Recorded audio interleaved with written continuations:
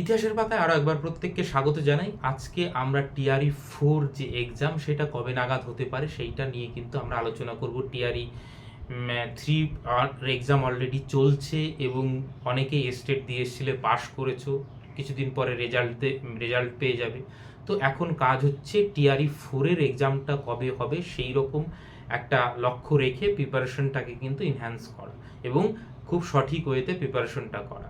তো এই সমস্ত বিষয় নিয়ে আলোচনা করব এবং সেই সঙ্গে জানিয়ে রাখি যে আমার এই যে ইউটিউব চ্যানেল সেইখানে আমি জিএস পার্টটা নিশ্চয়ই তোমাদের যতটা সম্ভব আমি হেল্প করে দেব এবং সিরিজ ওয়াইজ ক্লাস চলবে। সেই সঙ্গে আমাদের হোয়াটসঅ্যাপ গ্রুপ আছে, সেখানেও যুক্ত হতে পারো।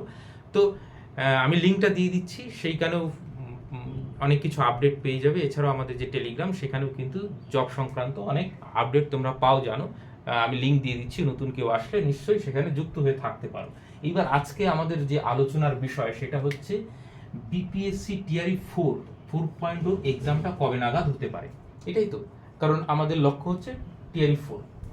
এইবার সেই এক্সাক্ট ডেটটা আমরা যদি জানতে পারি সেইভাবে কিন্তু আমরা প্রিপারেশন নেব।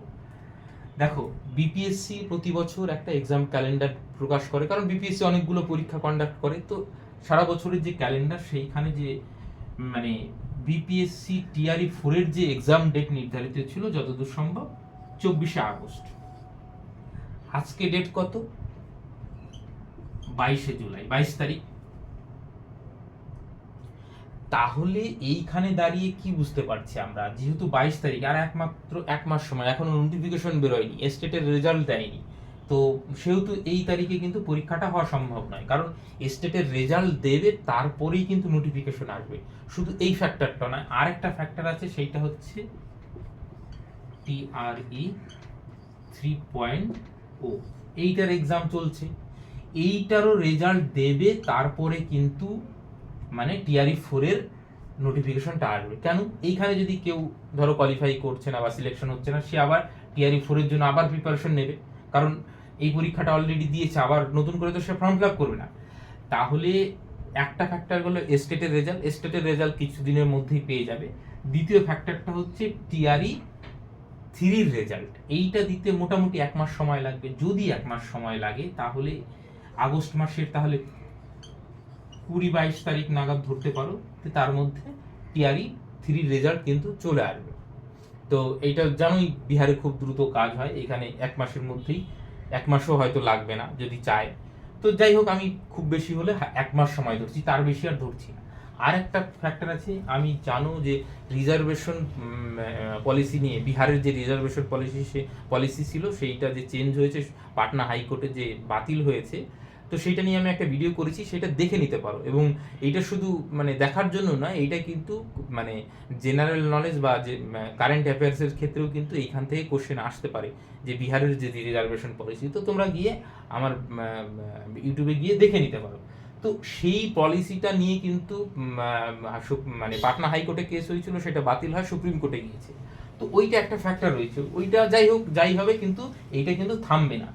তাহলে এইখানে দাঁড়িয়ে আগস্ট মাসের মানে শেষের দিকে, মানে এই 20-22 তারিখের পরে কিন্তু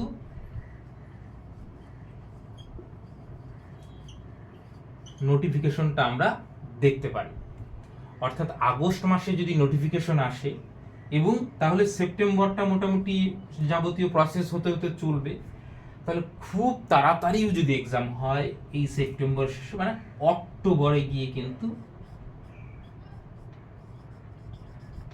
এক্সামটা হচ্ছে। তাহলে অক্টোবরে মানে তোমাদের হাতে 2-2.5 মাস, কি খুব বেশি হলে 3 মাস সময় তোমরা পাচ্ছ। বোঝা গেল? তো এই যে সিকোয়েন্সগুলো বললাম, সেই অনুযায়ী কিন্তু আগস্টে 24 তারিখে তো হচ্ছেই না, সেপ্টেম্বরেও খুব তাড়াতাড়ি একদম শেষ, অথবা সম্ভবত অক্টোবর, মানে অক্টোবরে তোমরা এক্সাম দেবে, নভেম্বরের মধ্যে রেজাল্ট পেয়ে একদম ডিসেম্বরের মধ্যে কিন্তু রিক্রুটমেন্ট হয়ে যাবে। তো এত 2,17,000 ভ্যাকান্সি, এর মধ্যেও তুমি যদি একটা সিট নিজের জন্য সিকিউর না করতে পারো, ওয়েস্ট বেঙ্গলে কি করে কম্পিটিশন করবে 2,000 সিটের মধ্যে? তো যে হিউজ পরিমাণ কিন্তু ভ্যাকান্সি, এই সুযোগ কিন্তু অবশ্যই হাতছাড়া করবে না।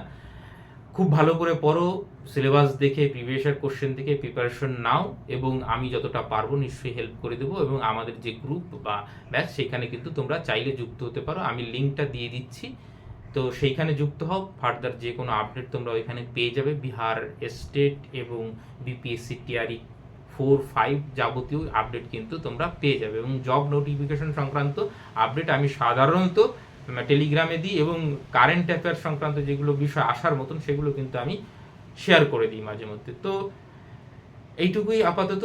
তো দেখা যাক, আমরা নেক্সট আরও এইসব বিষয় নিয়ে আলোচনা করব, যে কিভাবে প্রিপারেশন নেব এবং কোন কোন বিষয়গুলো কিভাবে পড়ব, সেই সমস্ত বিষয় যখন ক্লাস হবে সেগুলো নিয়ে কিন্তু পরবর্তীতে আলোচনা হবে। এরপরেও যদি কোনো কোশ্চেন থাকে, জিজ্ঞাসা থাকে, নিশ্চয়ই কমেন্ট করো, আমি যথাসাধ্য চেষ্টা করব অ্যান্সার দেওয়ার। সকলকে অসংখ্য ধন্যবাদ।